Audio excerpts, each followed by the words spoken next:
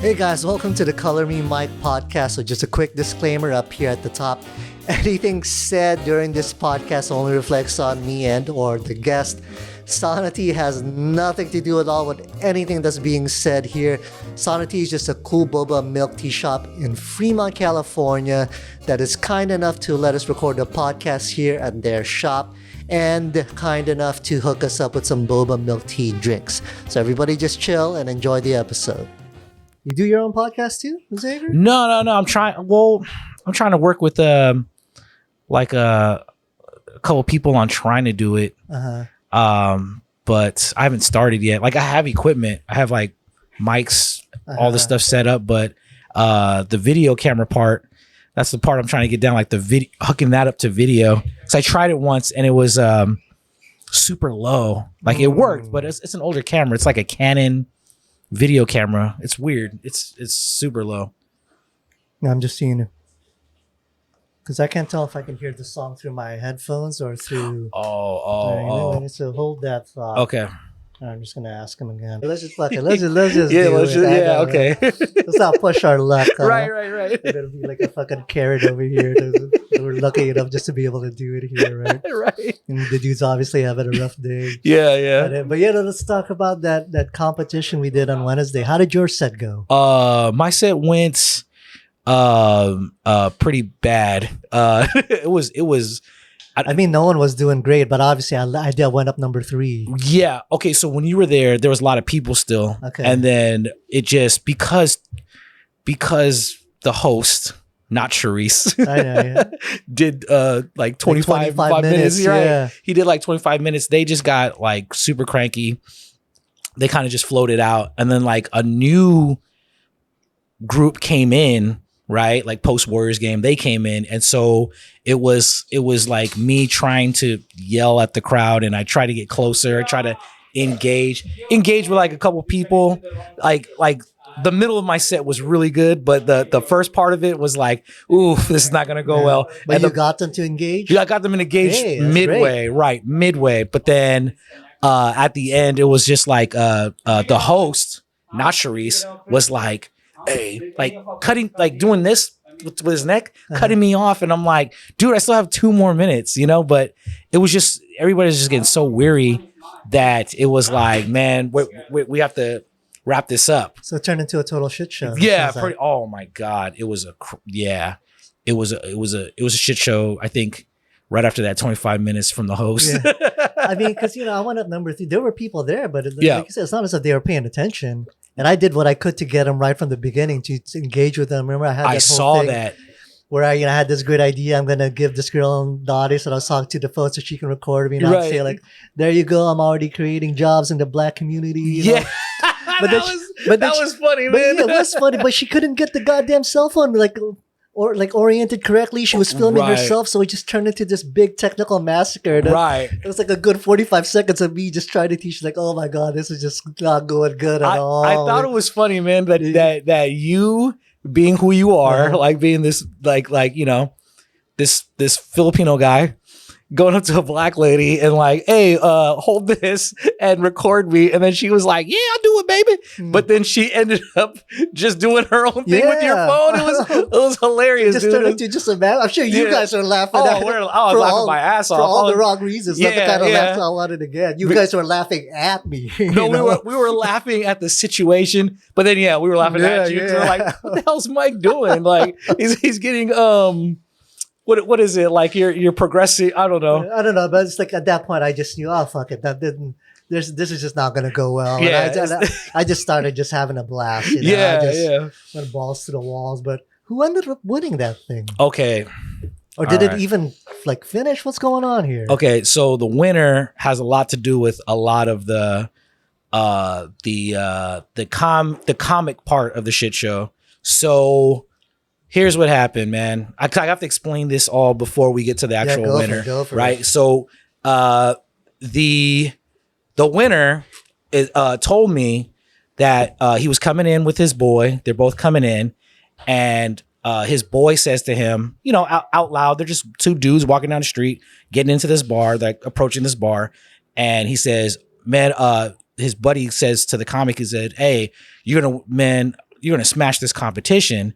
Little to be known, there's a comic there that is already like a controversial figure for some folks. Not a lot of people know him, I don't think, but that guy, he said, I'm gonna beat your ass in this competition, right? And then, the comic was like, oh yeah, man, like friendly competition or whatever. He was like, no, I'm gonna beat the shit out of you. Like he took it to another level, right? Another level. So it was like, oh shit. So that guy that did the whole like trying to punk the other comic thing, he did a set. I think it went fairly well. I think he did a good set, but there was a lot of people that I was like, it's a 4-way tie between these 4 people. That's what I thought. Not including me, right? Like I'm just like looking at it. Who did well? Hatch did really well. Connor Lonsdale did really well. And that's kind of expected of Connor, right? Yeah. Like I expect him to do solid, man. Yeah, I expect him to do well every time he goes up on stage. So it didn't surprise me that he did well. Didn't surprise me that Hatch did well either. Really? Didn't surprise me. Dude, yeah, Hatch, I know with all that Boston Celtics stuff on and they just won. But Hatch was he had a solid set. And then who else had a solid set? I want to say the winner, obviously. He had a solid set.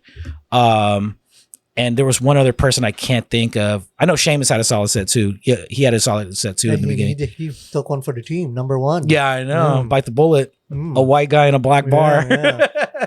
Biting the bullet. But there's kind of, I don't know if it was Sheamus who pointed that out to me. There's kind of like a novelty thing. Because I like doing black rooms. Yeah. And then someone pointed out to me, what the thing is like, for you, it's like, it's a little bit easier because it's kind of like a novelty. Oh, look at this Asian guy. Like he's walking and talking and everything. It's like the same thing. Oh, look at this white boy. He's in this place. He's walking and talking and moving his arms. So there's a little bit of that novelty. Right. And you're the one who told me that, right? Was it you? Yeah. It's true. There's some truth to it for sure. Yeah. I was telling Sheamus, because Sheamus he does a lot of things where comics do. Like they go into a black room, they try to relate by saying like these black jokes, and it's like you don't have to do that. Like black people in general are very forgiving. Like they don't. If you're just engaging with your own material, they laugh at other stuff too. Right, they laugh at other stuff too. They don't need to be engaged in that way. And I thought it was funny because he did that one room, and he was like, "Yeah, I went off doing these jokes and I bombed and no one's feeling them." I was like, dude, you don't have to do that, man. Like but for my black comic friends, I noticed it's brutal for them to do black rooms. Yeah, it's harder. It's harder. The bar is set so much higher. Yeah, they gotta bring it. Yeah, and I've noticed it with myself, dude. I've done a couple Mexican rooms, and it's like I did a Mexican room twice, and it was like they laughed at all my stuff the first time. The second time, I brought some of the old stuff back, and they were like, "Hey, you said that last week." It's like, "Oh, you son of a," like, and you know what I mean? And it's like, they're like, "Hey, white boy, what on?" Like you Mr. Light skinned over here, right? Exactly. Now they point out my light skin. They point out how corny I am because I'm a light skin, and it's like I deserve that. Hey, man, I wish I have no basis of comparison because there are no Filipino rooms. No, it's like. Are there? But there's Asian rooms, right? Like Crazy Funny Asians. Funny Asians. I heard that's a great show. I heard it's a great show turnouts, too. And it's kind of one of ones for Asians to try to get them. But like I'm talking like specifically like Filipino rooms. I don't think there are any. Yeah. Filipinos tend to not support each other. So it's like same here with Mexicans, dude. We do not support each other. Yeah. We'll be at your shows. Like they never show up. No, but let's get back to that competition. So right. Yeah. So you're saying you're getting into this whole story of what happened before you say who the winner is. Right. So the winner does his set, right? He's doing his set, and the guy that wanted to fight him outside heckles him during his set. A comic on comic, whatever, right? So he heckles his set. He because the winner has this bit about Biggie Smalls saying something like girl, you're so fine, I'll suck your dad's dick. Something along those lines, right? And he's like, never in my life have I ever saw a girl so fine I want to suck her dad's dick. Like I've never heard, right? So the joke's great joke. And then he had another like a rap lyric joke, and the heckler, who's a fellow comic, right? He's like, "Who is this white boy to be telling us about rap?" Like in front of everybody. Like he got up and screamed this, like, "Who is this white boy to be, whatever?" And it was like, what the hell's going on? And he was just like heckling him through his set. He overcame all that. And then when it came to the winner loser stuff, the guy that he wanted to fight ultimately won the competition. So it was really bad. It was like that was just the beginning. Like he was pissed off. And then I go outside with like I was following another comic outside, and he like this comic is just verbally bashing the host, just giving this was, he's like, "This is amateur shit. If I would have known this, I would have never came out here." Motherfucker, just barking at him for like, it had to be a good 10 to 15 minute barking. And I'm sitting there laughing my ass off because I'm like, this is like, as messed up as it is, it was super entertaining. It was like, I swear to God, because it's like half like across the street's like a plaza. And then it's still like a neighborhood though. Yeah. Like you could see people just stop what they're doing and just like watching. And I live in East Oakland. So anytime like there's a big fight or like me and my wife are fighting, anybody's like talking verbally outside, everybody comes out of their homes and like watches. Yeah, it's a show. It's like, so it was just crazy, dude. Man. It was, but it's pretty entertaining. Do I know these two people, the winner and the guy who's giving him a hard problem? I think you know both of them. I'm sure you know both of them. Interesting. You will tell me afterwards. Yeah. Because obviously we don't want to, call people out here. Right. Yeah. I'm afraid I'm going to name drop. Yeah. It's hard not to, right? Yeah, it's for real, man. Because like we were talking about, you just want to express yourself freely and be honest. Right. What's the point of doing these things if we have to hold back? That's true. What's the point, right? If you're censoring yourself. But how did that host take it when he was getting berated like that? He just take it on the chin. Yeah, he just took it on the chin. Well, he looked like good of him. He handled that well. And he was it was one of those things where the I hate to say this, but it is what it is. Like the host was black, the comic was black, and it was like a black thing that they had to work out. Like it was one of those things where it's like, no one jump in this, no one's back up. Like, you know what I mean? Like you want to back up comics, or you want to back up like I'm the right guy, this is the right thing to do, but it's like, no, let that settle. I think Seamus comes into the middle. White ass Seamus comes in, he's like, "Hey, my brothers, what's good? I get it, you're from this and you're from that." Yeah, you do a good white guy voice. Yeah, that's like Chappelle, that newscaster character. Yeah, okay. Chuck Johnson. Yeah, right? When Chappelle did whiteface. Yeah. Oh my God. That's what I love about you. He does such a good white voice. Oh yeah. Chuck Johnson coming forward. Yeah. Damn. So I guess me taking off early. I mean, I missed the show, obviously, the fireworks. Yeah. But yeah, I guess we. I mean, to be perfectly honest, once I arrived, I kind of already knew what to expect. Like, oh, okay, it's gonna be like this. Right. It's like, oh fuck it, I'm already here. Hey. It's a chance to, because I was telling Dorian that I like doing competitions because I like performing where there's something at stake. Yeah, it's good to perform under pressure. I can see you and Seamus are really competitive, like in probably everything that you do, right? Mm-hmm. Like beyond comedy, right? Like you like being in that. I just get that vibe from you. You get that from Seamus? Really, dude. Any competition, I think Seamus has been at a couple competitions. Really? Yeah. I guess since I left. I'm sorry. Yeah, since you left, he's been in a couple competitions where he's like, I'm taking this, and it's like, all right.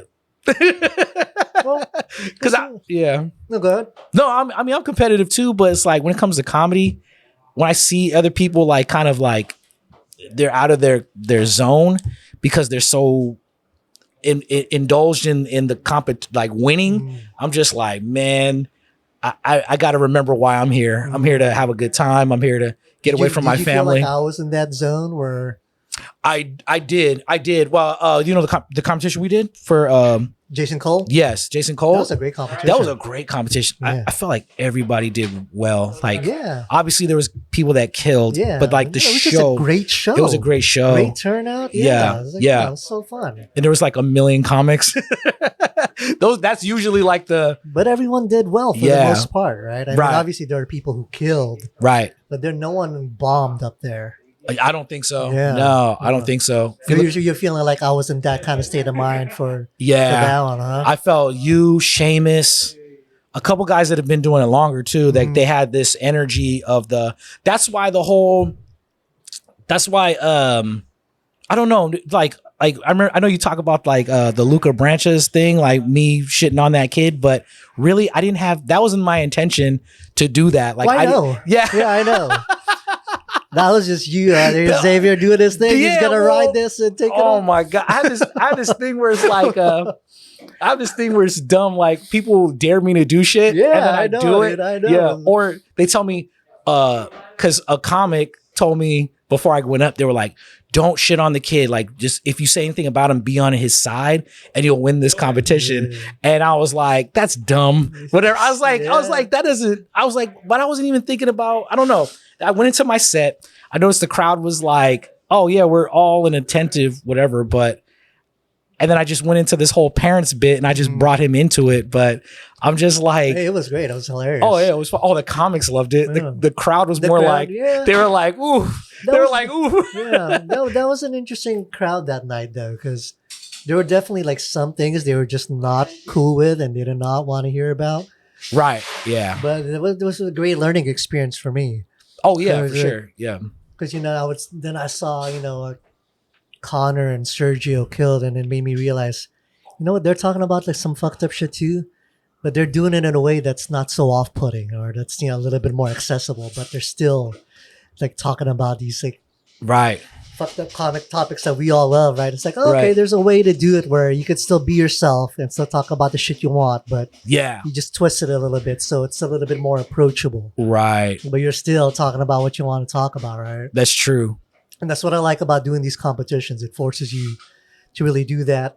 I didn't realize I had that I was that competitive for that Jason Cole one, because I knew, like, I go into it like not expecting to win.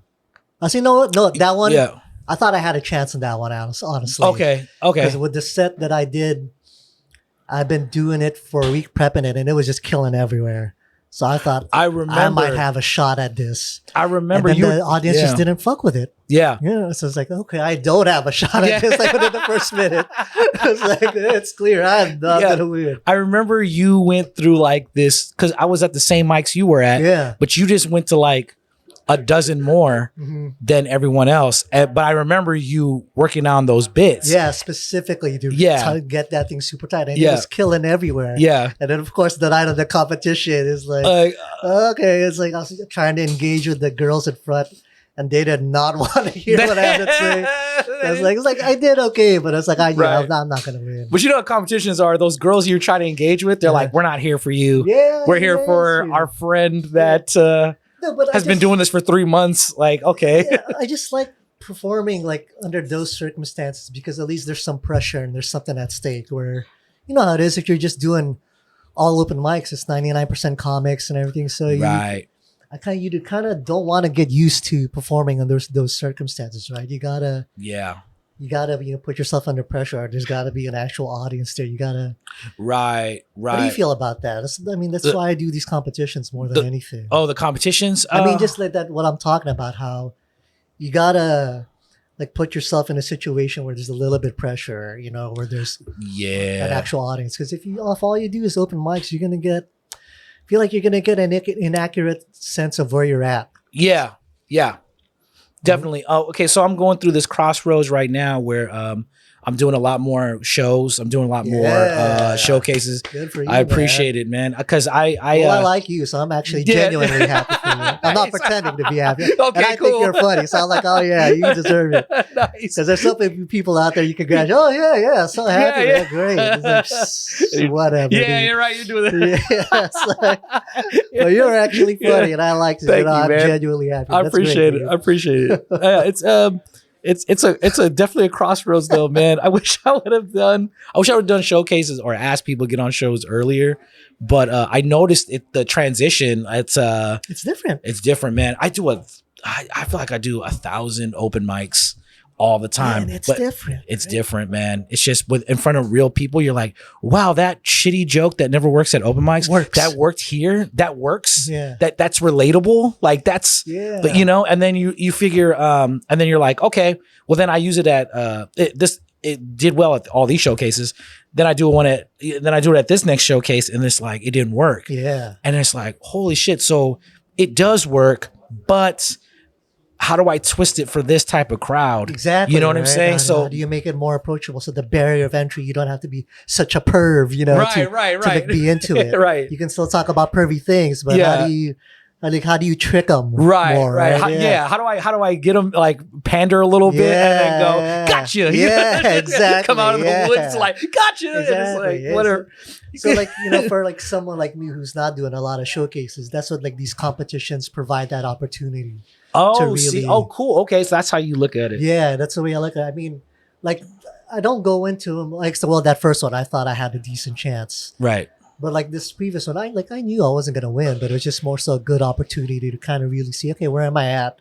Right. And then I know I have to tighten my material up because it's only a 7-minute set. Yeah. Even though I went over the light, but you know, considering he did 25 minutes to open up with, I was just like, yeah, I'm going to finish this dude. Seriously, man. And because like the alarm went off, he's pointing it at me and I was like, yeah, I'm just going to finish this. It was like, no, I saw that you went over the light, somebody else went over the light, but it was like the host, I love him. I like him a lot, but he just does not know how.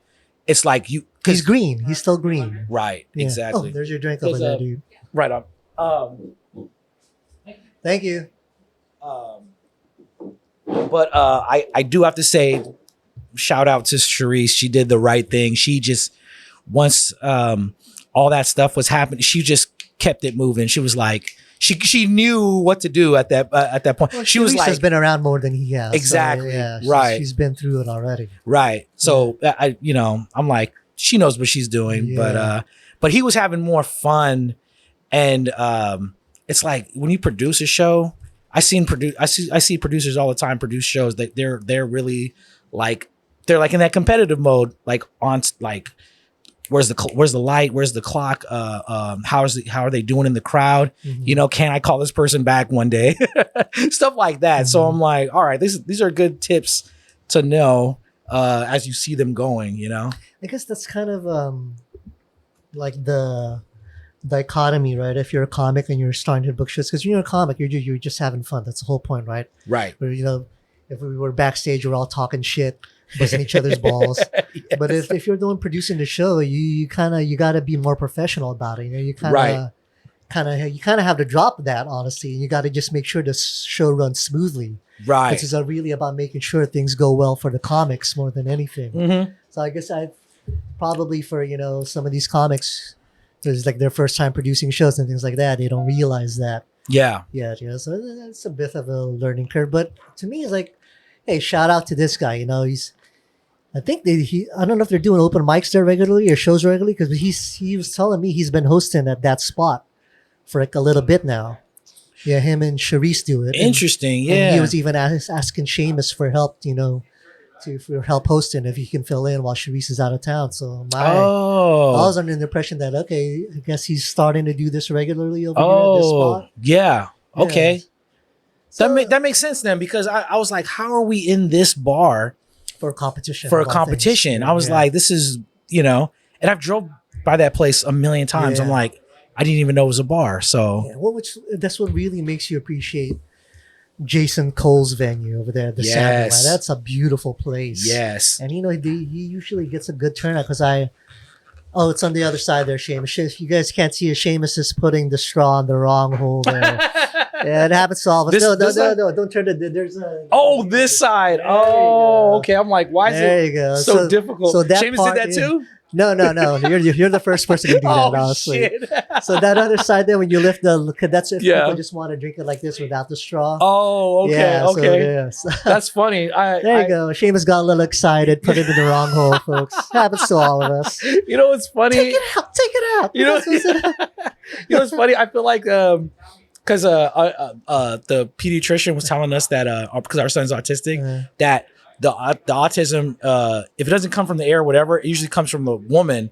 Like the woman passes on autism to the kid. That's what he was telling us. I don't believe him because this was an autistic test, and I clearly failed the autistic test right now. And I'm like, he has to get it from me, dude. Like, there's no way. Like, you saw that, right? You saw me struggling for like 3 minutes. Like, why won't this goddamn straw go in? It's like, so I was expecting the straw to go in 3 minutes ago. Damn, he's still struggling with that thing. It's like, I'm so glad you don't have the video today. I know, right?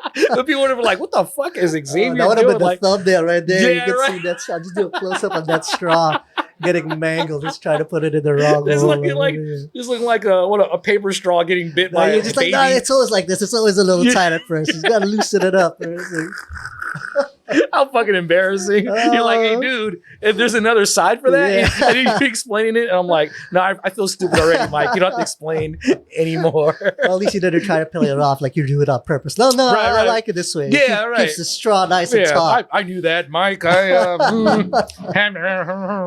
all right. But, I mean, these boba things, it's a very Asian thing. Yeah, You know? So I think yeah. like it's starting to spread out of the Asian community a little bit because of the Bay Area, but it's Right. definitely not as mainstream as tacos. Whereas like everyone fucking loves tacos. Yeah, you of know? course. Yeah. Yeah. And everybody has fusion tacos now, Yeah, right? yeah. Like Korean tacos. Yeah, and yeah. Korean tacos are the shit, though. I'm not going to lie. Yeah, Those there's are. a good spot in the city that does good like fusion Korean Yes. tacos, man. My wife, she orders from there. I have no clue. She's just like, you want those Korean tacos? I'm like, hell yeah, I want those Korean tacos. Like, I don't, whatever you order them, like, I don't know. I'll go pick them up. I don't care. And she said the magic words, right? Yeah, right. It's like when someone you offers you something for free, you're like, Right. I don't care if it don't taste that good, it's free. What, you're paying, Dave? Yeah, That's cool. That's the best spice in the world. Like, is that free? I Yeah, taste? That's delicious. You know? It's like, yeah. Anything free is fucking Yeah, delicious, yeah, right? You can't complain. I mean, obviously, there's always going to be people that are just fucking negative. Of no course. matter what. Right. Pessimistic. Yeah, you know what's interesting since we're talking about negativity? Yes. Yes. 'Cause I got some questions for you about negativity. But yes, go Yeah, ahead. you said there were some things you wanted to ask No. me I want about. you to say this though, because Yeah, I'm gonna like, I would have thought that I would run into it more in the comedy community. negativity. I'm not saying that people are positive. There's definitely like bitterness for sure. Oh, But like bitterness to me is like very specific. I'm just talking about like the just general negativity. yeah. I mean, like I was expecting more. You were expecting more? Yeah. I think there's more to come, man. Yeah? I think so. I think just like this transitioning from like open mics to showcase, and I'm not gonna lie, man. I'll be an open micer for a long time. Like it takes. I'm in it for the marathon, right? But it's even that transition. It's like you see people. You work with people that've been doing it for a while, and they give you this vibe of Why you? yeah, fucker, or why not me? like watch how it's really done. Like you can just feel the energy of those people. They're just like, who's the new guy? You know, and it's like, well, I've been around for a couple years, but yes, I am the new guy, and Well, good for you. You take it in stride, man. yeah. I think that's probably a benefit of one, you being married with kids, and two, like how old are you? I'm 36. Yeah, so Yeah. your age too, right? Mhm. You just know better not to get caught up in that bullshit. Yeah, yes. I will admit though, early on though, I was getting caught up in some of the bullshit because I have like friends that were friends that did a certain thing in comedy, and then I'm backing them up, and it's like that was good for loyalty, right? And I'm kind of like that person. Like I'm Hawaiian and Mexican, right? And so I have like this. Yeah, so we have this like loyal, like that's my boy, don't mess with him type deal. But in comedy, it's really every man for himself. And so it's like I learned that you can't just do that willy-nilly. Like you have to let it see how it plays out for that individual. And then if it gets to like a crazier whatever, then maybe, but really you kind of want to just stay out of all of that. But it's fun to like, gossip on the side. I know it is, right? It's fucking so much addicting. fun. It's addicting. Hey, did you hear about this that happened on Bacon? Oh, did you hear this at this show where she cursed out him and then he called her this, and then you're just like, yeah, really? Yeah, it's like, so fun. oh my God, I can't stand her. I can't stand him. I can't stand whatever, dude. So it's crazy. So fun. Yeah. But you don't have to get balance. involved in it. That's You the don't. thing. You don't have to get involved. Yeah. You just go. You just go there. Participate, but you can keep up to date. Yeah, Right. it's like, Right. yeah. You keep up to date. Yeah, definitely. You can be like, hey, so what happened to her? Yeah. Yes, I guess like for me, because I expected it to be so bad already. Mhm. I was surprised that like I met cool people like you. Yeah. You know what I've I've like formed this little circle of people that I'm really cool with. Yeah. And I wasn't really expecting that to happen so quickly and so organically. Yeah. I was really just expecting it to be like every man for himself kind of situation. Or a woman. I hear it's really rough for the woman. The things I hear, like between rough the female how like comics, in terms of the the bitterness and all that. Oh, yeah, I hear it's really rough for them. It's crazy because the women comics, they come in and they get this like recognition right away from like audience, from like people. They're like, yeah, because the woman empowerment thing. And if you're good looking, too. Oh my God, if you're good looking, yeah, it helps a lot. You can last for a long time. Or people are not gonna. It kind of sucks because people don't tell them right away. Like, you should work on this. You should work on that. I feel like that, anyways. Like people don't tell them what they should be doing, and they kind of just go off into this thing. And then they, like the older female comics, they're just like, oh yeah, I can imagine. I can imagine. Right? They're just like, it's like, even when they're being nice to them, they're like, "Hey, girl, you do your thing." But it's a little when she leaves. It's like, oh boy. I was doing this one show in Oakland, and the producer told me straight up, it was a ladies' night, but he had me do a set for some reason. Oh, okay. Right. And it's like, yeah, I bring you guys here, to bring the funny. These girls, they just gotta be cute. You guys, he said that, he huh? just said that's right. You guys, you gotta be funny. It's like, he's just not trying to hide it at all. But I get what he's saying, yeah. I mean, nothing against good-looking girls. Yeah, they're gonna bring a crowd. People want to see them. I wish I was an attractive girl. Hey, that's God. At least that's a head start, right? And then you stick with it, and people will see, okay, you know what? She's serious about this. She's got the goods. She's really working at it. And the respect will come. But I feel like any advantage or head start you can get, and it's like, yeah, you don't be ashamed of it. It's like, yeah, if you were born that way, good for you. Yeah, I would totally be like an Instagram whore, OnlyFans whore if I was a hot girl. Oh my God. Yeah, every guy says that, right? Yeah. I mean, dude, it's not even a question, right? Yeah, my vagina value would go down to negatives. Like it would go down to too much. Yeah, of it I'll be there, like, right? well, I'll yeah, you can smash this pussy for. I need some gas money, or I'm thirsty. I need some water. Like, if I had a vagina, it would be, the value would go down so fast, man. It'll be fucking bad. That's hilarious. Yeah, it would be like rebuilding Germany after World War II. It would be like it just be in rubble. Like, oh my God, there needs to be an economic recovery. Yeah, right. People are trying to put me in therapy and talk me through why I shouldn't be giving up vagina that quick. It's bad for other women. It's like, well, I used to be a dude. Like, like this is, whatever, man. But that's just the truth. That's how guys are. If you don't know, there you go. There wasn't. There was completely every different question species. how perverted and how our mind works. Yeah, there you go, folks. Front and center. He's got. It's just funny because I'm not gonna name her, but I was talking to this comic. You probably know who it is once I describe her. Okay, right.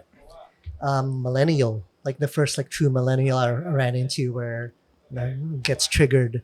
And everything, right? And because I just come back after being away for 3 months, so I was just kind of interested. Oh, who's this new person? Let me talk to them. And, right. Because honestly, I just try to treat people the way I want to be treated. When I would just busted new onto the scene, it would have been great if people talk to me and make conversations. Right. You're such a me, nice right? dude. Yeah. I try to be. I just try to Yeah. treat people the way that I'd want to be treated. Right. And then so, I start finding out, oh my God, this girl gets triggered. It's like, I don't know how you're going to do well in comedy then if you're going to be getting triggered. I think I know you're talking about. Yeah, and then, yeah. And then she's telling me this story how one night she got a ride from this comic to an open mic. It's like, okay, yeah, it's cool. And then the next night he asked her out for dinner. Okay. And then she says yes. And then when he tells her it's a date, she's like all surprised. And I'm like, well, what the fuck did you think he was asking you for? What dinner universally means date. I know, even just Right? it's like, yeah, it's like, you know how you look.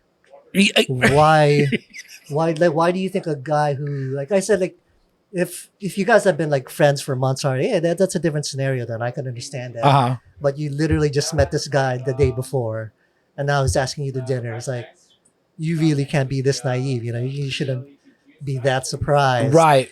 And then she got offended. Yeah. Yeah, she's like, oh, that's fucking disgusting. What are you saying? And it's like, I told her, yeah, guys are disgusting. It's like what do you think? Guys are disgusting. Yeah, guys are disgusting. And I mean, and then I had that other new guy, who's from out of town, Kyle, the half Asian dude. Right. Oh, so you were having a conversation with those the two. three of them. Yeah. That because night. they're newer, right? So it's like, Yeah, hey, okay. I'm trying to, I got some stuff to tell you. Yeah, go ahead. Like I said, when I was like brand new, it would have been great if people, would have, included me in a little bit and, talked to me. So, right. But even he was admitting, it's like, yeah, if I ask you, like, that's a date, I wouldn't be asking you to dinner otherwise. Yeah. Like, this is just kind of, but she thought it was like disgusting and got offended. Oh, you're saying like guys and girls can't be friends. I was like, yeah, that's exactly what I'm saying. Yeah. not especially at the beginning. It'd be different if you knew each other for a long ass time. But Right. come on, Lee. You being, an attractive woman. Yeah. Well, what do you gotta expect? Come on, you know how she's dressing too. It's like, Right. you really come on, Yeah. no one's gonna be asking you to dinner because they want to get to know your personality, find out about your family, things like that. Not when you're dressed like that. Yeah. Right. Come on, let's just be honest about it. Yes. Yeah, that guy wasn't in there thinking, I feel a potential for a long-term, connection here. This is her titties are half out, and he's like, "Oh my God, I can't wait to bring her home to mom and introduce her to the family. I want to get to know her wants and desires. Yeah. I can't wait to introduce her to my traditional Chinese or Asian parents." And this is not a judgment on her. This is just No. this is just honest on how guys are. Yeah, why else would you? Well, here's the other thing about that, because I know who you're talking about. Yeah. It's really, dude, it's unfunny people getting into comedy, and they find out that, and you find out they're not funny. They like the idea of comedy. They like the it's kind of like when comics bring their girlfriends around, their new girlfriends around, right? And it's because whatever, they saw them at a show, and the girls get infatuated with this thing like, oh, my boyfriend's a comic. But then that ends up drying out over time, over a short period of time. Like they go there, they hear the jokes, they take the jokes out of context. They're like, well, what did you mean by that? Where you said you only fuck black girls when I'm a white girl. You know what I'm saying? Yeah. Like, or something like that. Like, it's a joke. It's a fucking joke. And like just like starting to shred the relationship based on the comedy, But and same thing happens with women. Women get with these dudes, but they're women comics, and they say some crazy shit on stage, and the boyfriend's like, she's funnier than me, I can't be with her. You know what I'm saying? They're like, I can't, how am I supposed to, look at this? Yeah. And so it gets shredded. But with that comic, what you're talking about, man, I've had a conversation with that comic about how men and women are different, right? And she was like, it was all on like, because I have a lot of older gay friends that I used to work with back in the day, but they're still my friends now, right? And they would tell me stuff like, they're still telling me stuff to this day. They're like, I don't know what it is. Like, I think I was born gay, which scientifically and a lot of the studies, there's like, that's not how it happens, right? It's like a lot of different things that go into that, whatever, right? I don't know. I don't know either. I'm just like, I just read things and I'm like, I don't know if that's true, but, and then we were talking about that, and then she was like, no, that's not how it works, blah, blah, blah, this and that. I'm like, well, listen, this is not up for debate. I'm not debating you. It's just, this is what I have friends in this community that feel this way, but they're older, like queens and stuff like that. So like, and it just got weird. She was just like, oh no, it's not like that. My sister is a lesbo, and you know, and I'm like, well, she was telling me that when a guy has a gay sexual act one time and doesn't, like one sexual act one time and then doesn't do gay acts beyond that they're not gay. Like if they found pleasure in that gay act that one time and they don't do anything gay after that they're not really gay. And I'm just sitting there like, I just was honest. It came from my balls. I was like, no, he's gay. Yeah, he's gay. He found pleasure in a sexual act. Yeah. And like, oh, if he never does it again though, he's not gay. I'm like, no, dude, that's gay. That just means he's denying himself that experience. Yes, and he's abusing himself by not going forward with his gayness. Like and she was like, you know, this is a bunch of misogyny talk and this and that. And I'm like, misogynist? Exactly. I was like, dude, I'm like, I'm a domestic violence victim against, like, I'm a victim. I just talked about how my wife beat me up and I had to call the cops on her. Like, what do you mean? Yeah, it's a bit. And it's like, but it's real. And a lot of that happened, right? But it was like what do you like? We're two different species for a reason. But then she just was like, oh no, fuck that, blah blah blah, just mansplaining. I'm like, oh boy, like can't even have a conversation with this person. It just it cuts off at some point. Yeah, but that's funny. I mean, yeah. I mean, I still like her. She's still really cool. I like her. No, she's cool. But it's like she's the first like legit millennial I've run into. Mm-hmm. Yeah, I've never like this is like what you've heard. They're like, yes, it's like, oh wow, it's true. The ones you read about, the one and the crazies and the crazy so articles. She's the first one that I've like run into. It's like I didn't expect to run into someone in the comedy, circle. Yeah. That. So that's interesting. I mean, like you said, she's actually a really sweet person. Yeah, but great person. It's just there's definitely I think I come from a different generation, and there's just things that bother them or that they care about that we just don't give a shit about because at the end of the day it has no impact on your life. It has none, dude. None. And they find out later on that why was I fighting this thing? I wasted so much time. Well, I mean, to be fair too, right? When we're in our 20s, we think we've figured it out, right? Like our point of view is the right one. Most of it, right? Yeah, exactly. Right. So there's that going on too. And then as we get older, it's like, oh yeah, I'm so fucking stupid. There's so much I don't know. I pretend to know so much. I really, there's so much I don't fucking know. For real. It's all a fucking wash. Just try to live life as best as you can. Try not to hurt anyone. Right. Like, just don't be evil. Yeah, exactly. Let bygones be bygones kind of thing. Yeah. It was just so weird though. That person though is one of those people, and she's not the only one. There's a lot of people like that where. Oh, really? The since comedy you left, really? Dude, I feel like you've been gone for years, but you only been gone for 3 months. Yeah. But in that 3 month span, so many people had come and gone. Really? Yeah. Well, in the open mic scene, like they've come, they've showed. They're like, oh, they're trying to relive the first time they ever went on stage. Where there's a first timer, everybody, give it up for blah blah blah, and then they start clapping up. Right, it's the first time. Right, yeah, and they get he's pretty funny for a first timer, and then the second time you don't get that. The third time, the fourth, the fifth, and they're trying to recreate that first time, and it doesn't happen, and they just say, fuck this, like we're out. Like that comic that we're talking about, she was saying she's done.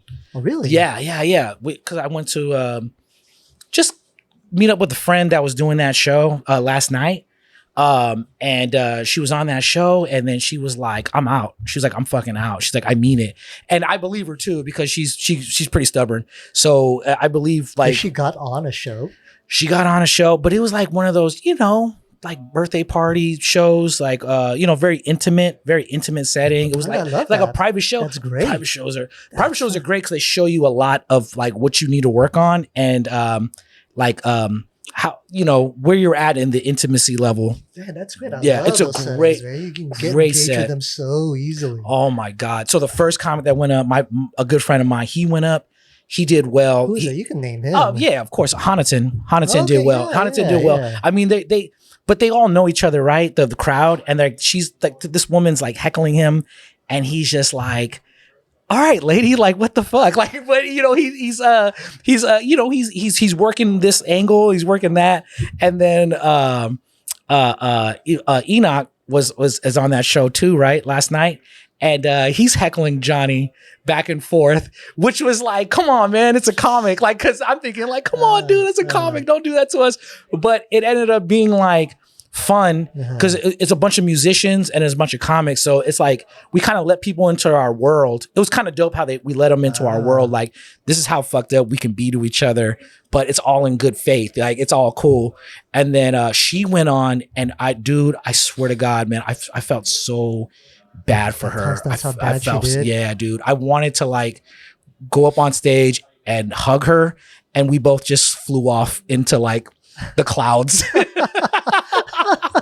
I put her down in like her bed. It'll be okay. It'll be okay. Put her down in her bed, put a blanket over her, and then I come back to the party, and I'm like, "All right, dudes, let's keep the shit going." Yeah, dude, it was bad, but it was just like a lot of pacing back and forth, looking down, looking up, a lot of, what are we going to talk about now? I hate that. It was, I hate it when comics say that. But it's like, she didn't have enough time. Well, how much time did she do?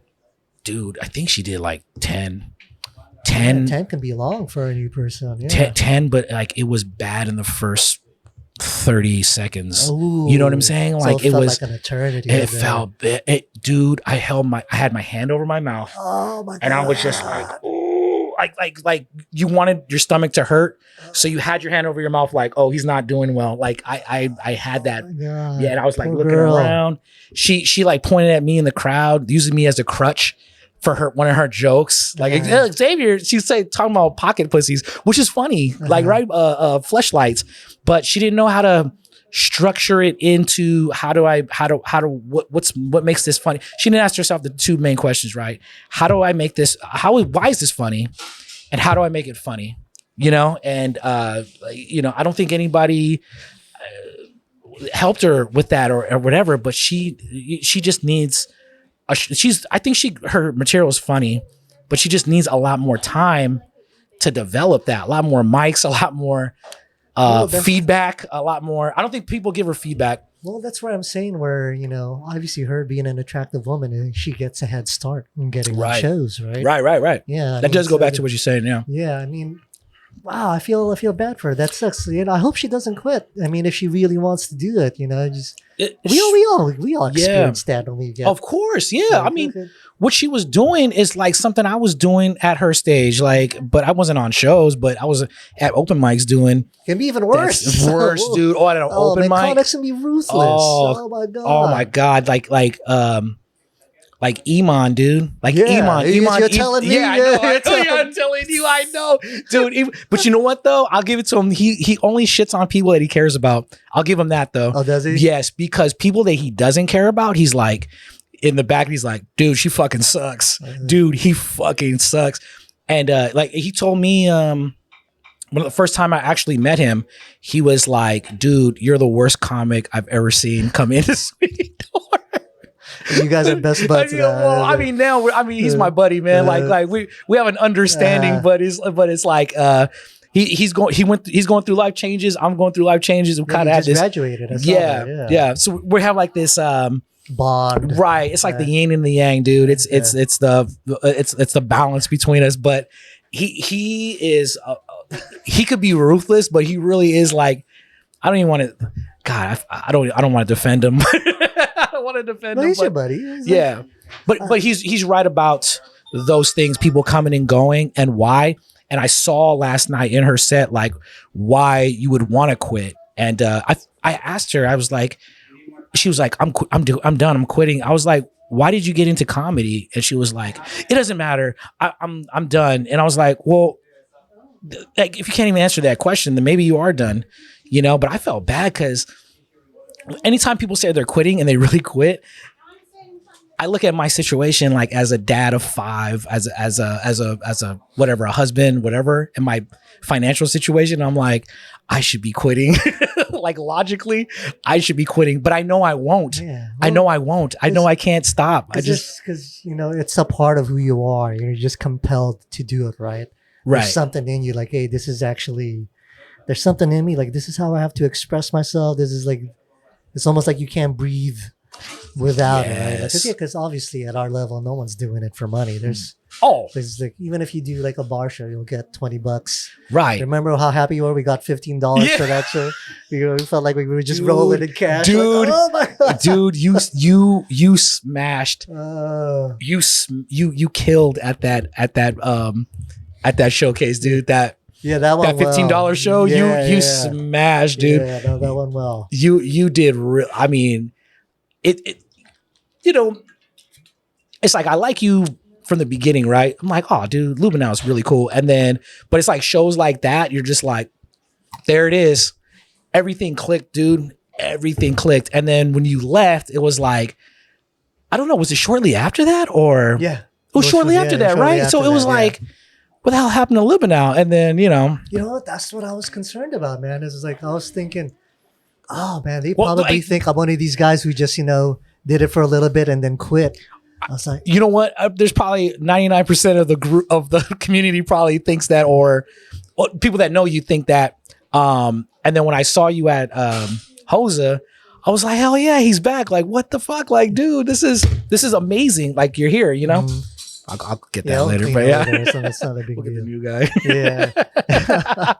but That was a concern of mine because I know there's a lot of people who just come and go, and that's something like comics don't take those people seriously. Of course, yeah. Yeah, so I was thinking, these fuckers probably think the same thing of me right now. I was like, nah, I'm just gone for a little bit. I'm trying to make some passive income happen, but I'm come back with the force. Yeah. Obviously, no, but you know what? That show we did there at that hotel, you know what the crazy thing is? Because I opened up with like a minute and a half of just a killer like audience work, right? And riffing. Yeah. And my wife was too busy laughing. She didn't record that part. Oh, and that's what like made everything else work, was getting Right. them to engage and getting them on my side right away. Right. Because remember, I went up after the poet. Yeah. Yeah, that's right. The poet. Oh, yeah, that's right. Yeah, we had the one poet for some reason, There's 5 comics here for the show. And this was like, hey, let's just throw a poet in there because it's a Valentine's Day thing. Right. Oh my God. Dude, the poet was great, but he's a good guy. He's a good guy. He's talented, but it's like, man, it just doesn't belong poet there. and a good dude. Yeah, it doesn't belong there. Right? So we're doing Crooked City Cider, right? Seamus's mic, and Seamus. Some of my buddies came down to watch that, right? And so I had like my own little crowd, but there was a lot of people there. And he's like, "Do you want to go on before or after the rapper?" And I'm like, what? Like, what rapper? He's like, that dude over there. I was like, that dude, he does not look like a rapper. Like, what is going on, man? Like, what is like? And he goes, I was like, I'll go before him. Please, God, let me go before him. And he was like, sure thing, man. Like, you go before him. And I had a feature spot, so I did 10 minutes. Well, feature for that show, right? It was 10 minutes. I go up, I do my thing. I did really well, right?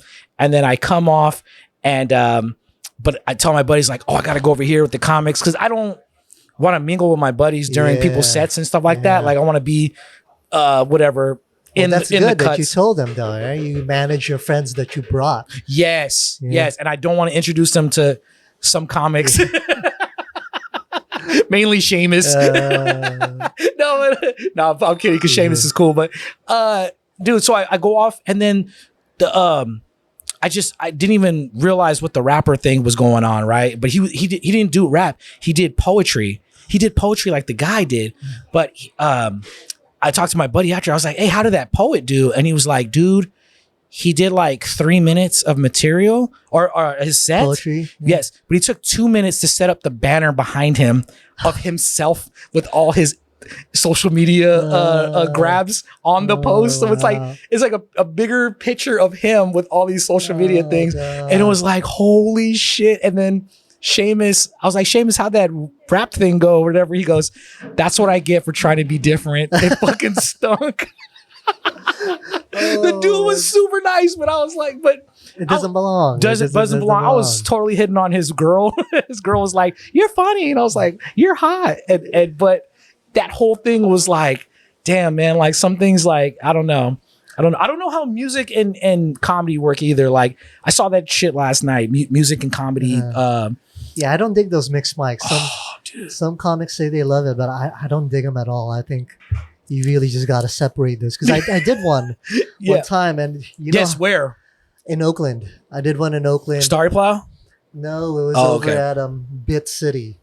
Apparently, Bit City, yeah. No, but not the Bit City mic. Bit City used to have a dedicated comedy open mic. No, but this one. This was before the Filipino guy. This is a different person. Okay, this is for Jowie. This is before Jowie. This is after actually. After Jowie. Yeah, after Jowie. Okay. Because apparently they used to do it regularly, so this is like the comeback of this mixed mic. Oh, got you. They had like rappers, singers, poetry, and comics.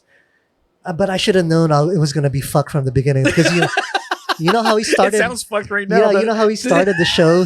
He started the show with everyone doing a breathing, like yoga breathing exercise and everything. I was like, oh yeah, people are gonna want to laugh now. I was like, oh, that's fantastic. Do they do Tai Chi? Not Tai Chi yoga. They're like, oh, they're doing the arm and everything. Oh my god! Because like a couple blocks from there is a big Chinese park. Oh, where all the old, and they're all doing Tai Chi together. No, so it wasn't Tai Chi, it was yoga. Oh so my we were breathing exercises. It's like, this is. Wait, did you use his material? No. Did you go for the cheapskate? No, I didn't. I just because at that point, I didn't really realize that. Yeah, you want to do as many mics as you can, right? But there really are mics out there that are a waste of your time. It's not. There really are. You think so? I think so. You think so? I think so. Like I'm gonna name one. I'm not gonna name it. I'll describe one. You can name it, dude. No, I'm not gonna name it. Dude. Don't try to lure me into that black hole of despair, dude. I'm a nice guy for a reason. Gossip. No, but you should know it when I start talking about it. Okay. And the comics who listen, they'll know what I'm talking about too. Yeah. And it's not really a knock on the mic. It's really more so. It just goes to show you what my mindset is. Okay. Right? Because this mic is really. It's really just more of a hangout for comics. Okay. It's technically an open mic, but the reality is comics are just going there to drink and shoot the shit. Okay. Like even when they're on the mic, now they're just shooting the shit with one person on the mic and then they're just talking to their comic friends. Yeah. Right. So for me, look at Xavier here, didn't put his phone on silent. Sorry. I'm so sorry. I just have to sorry, wifey. It's all right, man. Wifey's yeah, give me. Wifey just totally disrupted my story. Tell her I hope she's happy. No, but she better be. No, but it's a situation where, okay, this is not really a mic where you can really, like, even open mics in general, you can't really gauge your material, right? Right. But this even more so because they're really just there to hang out and drink. Right. There's no one paying attention to you at all. Yeah. Right. So it's like for me, like I'm 41, I'm married. If I'm gonna go out, I need to make sure I'm being productive. That's true. With my mic time. That's true. So that's like for me, okay, you know what? That one's not really worth my time then. I gotta go on, even if it's all comics. There's got to be at least one or two people listening so you can get some value.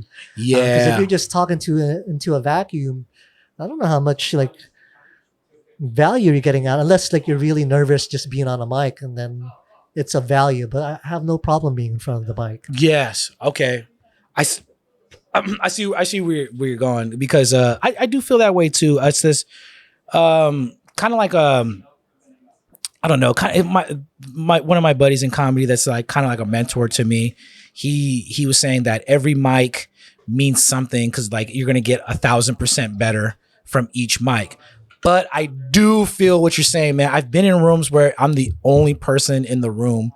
All the other comics, all the other crowd, they're all outside. Yeah, so what's the point? Exactly. Point, it's like you and the bartender, and the bartender's like, fuck this. Yeah, you know how many fucking comics I hear every week. Yeah, it's like, he's not paying attention. He's either, serving drinks or he's cleaning the last. It's like the last thing he's gonna do is actually pay attention to you. Right. So it's like, just for me, there are plenty of mics to be had, right? That's true. Mics where you can go to. So just for me, that's just one that's not on my list. Checked off the list. Yeah, because you ever hear that Malcolm Gladwell, the whole 10,000 hours, right? Until you become a master in anything, you have to put in 10,000 hours. Right. But there's a caveat to that. In other words, like, yeah, it can be 10,000 hours, but those 10,000 hours have to be like, there has to be correct technique. It depends on what those 10,000 hours are made of. For instance, at my high school, there's this group of Vietnamese guys who played basketball every day after school, and they never got better because they didn't have any good fundamentals to begin with. So they could put in 10,000 hours, but they're never going to get any better. Right? So it's like the same. So it's like the way that's the same thing I view, with comedy. Like I can put in hella hours at that mic, but if there's no one in the room, how much better am I really going to get? That's that's true. That's true. I do not dispute that at all. It's just one of those things where it's like, for us, we're older, we have families. It's like it's a race against time. Exactly. Yeah, and it's like I need to be productive. If I'm out, I can't afford to just fuck around like that. That's true. Yeah, because and I'm not gonna lie, man, I get wrapped up in the bullshit too, like where you talk with people after and you kind of just shoot the shit. That's fun. I don't get it. That's fun. But the thing about that too is I take that approach differently too. Because when I mingle with people, I kind of try to point out like something funny, or if I piggyback off something, or like there's a group of comics that if we get together, then we just verbally bash each other. And maybe it's because of Mexican thing. We're all Mexican and we just verbally shit on each other. But there's a lot that comes out of that. But the other stuff is like, oh yeah, it's cool. Yeah, this and that. I become a little bit bitter because if there's like a new comic or like somebody's talking about nothing for a long time, then I have this urge, and what I do now, where I go, wow, this conversation is really boring, or this is not interesting, but just because it's like it is a waste of time. Like, what the fuck are we talking about here? That's like your existence that you're giving up listening to this boring ass. Yes, it's like I could be at home, which I don't want to be. That's how bad it is. You'd rather be at home. Yeah, right? Exactly. I'd rather be at home with my loving children. Yeah. But that's bad when you want to be with your family. Yeah, because like it's one of those things like saying, you got to do 15 mics, or you do as many mics again, you'll get 1,000% better. To me, it's one of those things where it sounds good on the surface, but it's a little bit more complicated. There's a little bit more nuance than just doing as many mics as you can. You know? And then, like I was just talking to Dorian about it. How intentional are you about your set when you go onto these mics? Are you just fucking around, or are you actually trying your hardest and trying to get better at this shit? Yeah. I don't know how you do, but I'll write out a bit. I'll be at home writing out a bit, or I'm like, I'm using these tonight. Then you hit the stage and not everybody's paying attention. Half the group's paying attention. Some of these people are talking, some of these things. And then it's like a comic once told me, like, a comic has been doing this for like 15 years, but they even admit they're not even that serious. They were like, I thought it was good advice. He was like, if you don't feel up to saying the bit because not everybody's attentive or it's going to get distracted, he was like, they don't deserve that. He was like, you go on to something else. And that has been really helpful. Really? Just to ditch the material that I put a lot of work into, and go, look at this lady, your hair looks ridiculous. You know what I mean? Or look at this guy right here. You're a loser. I can tell. Because it's like they don't deserve that part. Like, unless you're getting everybody's attention. He's like, what's the point of saying this material? You'll never want to say it again because it's like it wasn't in the right state anyway. Mm-hmm. I don't know. I thought it was really good advice at the time, and I took it, and it's worked out for me. It's working for you. Yeah, but it's working for you in what way though? Like how? That's the thing. It's working for me. It's like I'm pointing out more crowd work. I'm whatever I'm observing. I say what's in my heart, what I observe. So it's working for you in that way. So like, great. If I go to Swinging Door, right, and I got half the people talking, half the people not talking, I'll do something goofy like, hey, can you guys lower? You guys shut up for a second so I can talk. Like, I'll say something to where it's like makes the room awkward, but I have everyone's attention. You know what I'm saying? Like I have something to pull them in. So it works in that regard. But then you just don't do the material. That's the part that sucks. Like you have to go work it out somewhere else where you can just which brings me to my next point. Good Time Tavern in Livermore. Try that, Mike, dude. It's a great room to like test out. What day is that? Tuesday nights. It starts pretty late though. It starts at like 9, and the host doesn't really start until like a lot of people get in, but they always have a crowd. They always have and they're not like woke or anything like that. They'll listen. They'll listen, dude. It's a place where I go to work out stuff. If I'm working material, they'll listen. I might try. You should try it, dude. Because Tuesdays, like my plan is now. Like I said, I'm trying to avoid tolls. No, yeah. I get you. Yeah. So like Tuesdays is looking like McNally's, then Corey's at Artichokes. Right. And then if the one in Livermore starting late, I could probably head there after Artichokes. Yeah. And still get some time in. Man. Try Livermore, man. It's good because not like the toxic comics haven't come yet. So it's like, get in it now. You know what I'm saying? Like I always have this because me and 2 other comics will carpool down there. Right. We'll carpool down there every Tuesday, right? Who do you carpool with? Louis Perez and sometimes Seamus. Okay. So we go down there. Maybe I'll get in on that with you guys. I have a Prius, so you guys just chip in. We could do that. But we've been going to this mic, and me and Louis are taking like bets, like we're taking like squares for like the Super Bowl. Like what week is it going to be? Toxic comics come in and ruin the fucking vibe of this fucking mic, you know? And the kid that runs the mic, he's so new to comedy that he's just like, yeah, dude, I'm happy to be here. He does not know how good he has it right now as an open mic host. Like he has a crowd. He has people that listen. He has people that maybe occasionally sometimes heckle, but it's all fun and games. Like it's all really like a good vibe. Are you guys going to hit it up this Tuesday? Probably, yeah. Let me know. Most likely, I'll hit it up with you guys then. Yeah. Most likely. Like I said, we can just take my Prius. Yeah. There you go. Or whatever, dude. I'll come and swing by, pick you up. Yeah. Because I think you're on the way there. Okay. So, so it doesn't matter. So I'll let you know. Yeah, let me know. Yeah. That sounds like a good time. Yeah. Okay, so we're over an hour now. I want to get to, you said you had some stuff to ask me that you heard about. Oh my God. Okay, so because when I look at you and I looked at your sets before you went to Philippines, I'm like, okay, Mike really smashed at like clean comedy, all this stuff. And there's this weird thing about you. You have this thing where you're not afraid to call out what's weird in the room at the time. That's the thing I like about you, really, is when I first saw you in Swinging Doors, like, oh yeah, no one's listening. Well, or this guy said I was crap, or whatever is like on your mind, you spit it out, right? And then when I saw you, so I'm like, okay, so he could take it to that avenue, right? And then I saw you do the clean show, and I was like, dude, he smashed. I don't even know if it was clean or not, because I don't think we were all clean. I think it was just like you just smashed, right? And then Seamus told me the other night somebody heckled you over a joke that you said, and you called her a cunt. And you walked out or whatever.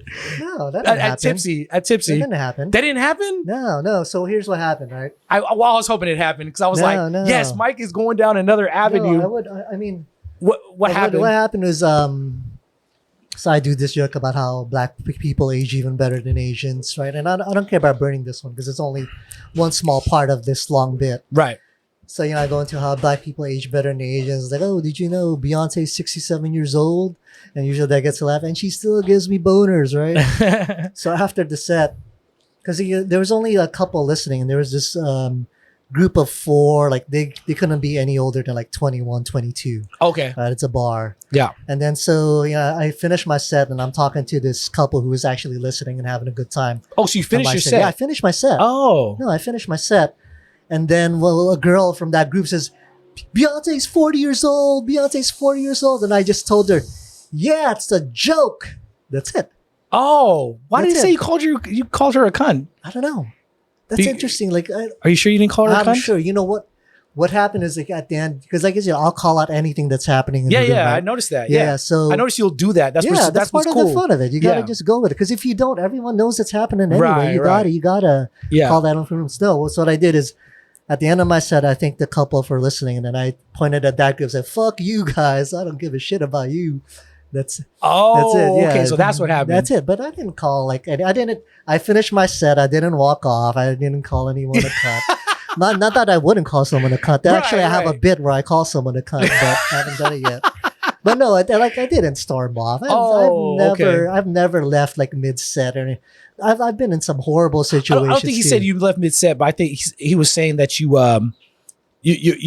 walked out of this Oh no, because it was like you did your set, you did your 5-6 minutes, and then you went, all right, I'm out of here. Dude, we already did Baba's house. We did the competition. Right. We did Tipsy Land. So by the time I went up, there was only one other person on. It's already 11:30. Shit. Like, I'm gonna go home, but how am I gonna stick around? Right. Okay. Yeah. So it's interesting how it gets misinterpreted. Like for real, man. Because I'm like, oh, Mike's taking it to a new level. Like, I like that, dude. I like when people take it to another level where I don't expect that.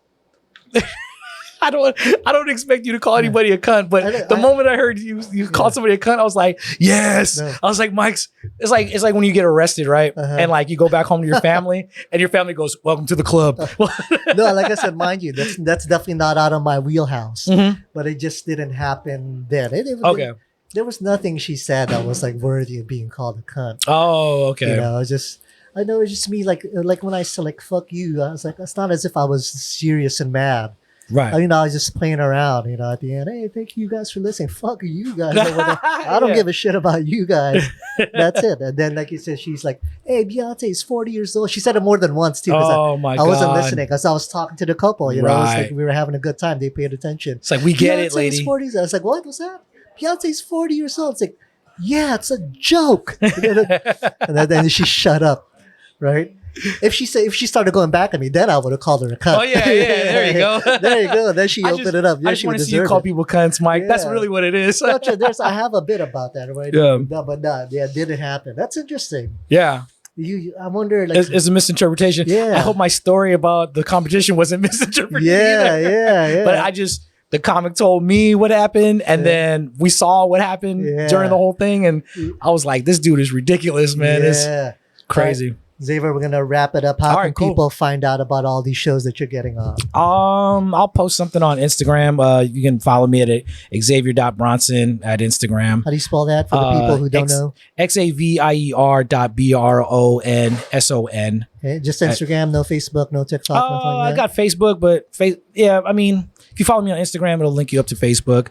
Same thing, but I had to do the XZ Xavier because people are calling me Javier Bronson all the time. Oh yeah. And there was so many Xavier Bronsons that I was like, okay, I got to do a Z and an extra I. Like, so it's confusing. It makes it very hard to find. Very hard to find, dude. But I mean, I'm not in there like everyone else yet. Like, I want to develop more things as I go along, but yeah, man. All right, thanks for being on, dude. Thank you, man. Thanks for having me. Yeah, laughing my ass off. Not that you guys don't have to be funny when you're on. There's no pressure. We just talk. That's all it is. All right, guys. Thanks for listening. Hey, guys. So thanks for tuning into the podcast, and a big thanks again to the fine folks at Sonity for letting us record the podcast here and for hooking us up with their delicious boba milk tea drinks. My wife, Chris, and I review boba milk tea spots all over the Bay Area. Believe me when I say that Sonity is definitely one of the best boba milk tea shops around. Make sure to follow them on Instagram at SAN as in Nancy, and as in Nancy again, A19, that's sana.na19 on Instagram. And if you're listening on Spotify and Apple Podcasts, make sure to hit that follow/subscribe button and make sure to give us a 5-star rating to give us some algorithm love. Okay? Thanks for listening.